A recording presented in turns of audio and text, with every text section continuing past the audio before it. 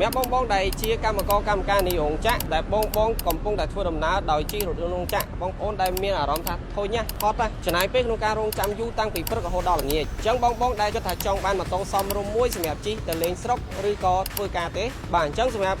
បងដែលចង់បានម៉ូតូគឺ Honda Chai យើងអាចជួយបានបងប្អូនដែលជាកម្មការនេះចំណាយត្រឹមតែ$2ក៏អាចដកម៉ូតូពី Honda Chai យើងយកទៅប្រើបានដែរបាទហើយចំពោះលក្ខខណ្ឌងាយធ្វើការតែអត្តសញ្ញាណប័ណ្ណសភៅគ្រួសារការងាររបស់គាត់បាទហើយនឹងចុងសន្លឹកបញ្ជាក់ប្រាក់ខែរបស់គាត់ទេឬក៏សម្រាប់បងដែលបើកលុយតាមធនាគារបាទគឺត្រូវការតែរបាយការណ៍បើកលុយបាទសម្រាប់បងដែលគាត់ដាក់ពាក្យជាប់បងលូពីខាង Honda Chai យើងក៏មានការផ្ដល់ជូនកាដូជាច្រើនបាទចំពោះគ្រឿងតុបតែងម៉ូតូគឺយើងមានការថែមជូនមួយសេតតែម្ដងបាទមានទាំងស្លាកលេខបាទអ៊ុតស្គុតកំសៀវទឹកបាទជាក្រានហ្គាមួកសុវត្ថិភាពផងដែរបាទហើយចំពោះព័ត៌មានបន្ថែមបងប្អូនអាចតាក់ទងតាមរយៈបាទ page Honda Chai ជាភាសាអង់គ្លេសឬក៏បងប្អូនអាចតាក់ទងតាមរយៈលេខទូរស័ព្ទបាទ097 47 47 499បាទមួយខ្សែទៀត096 950 0080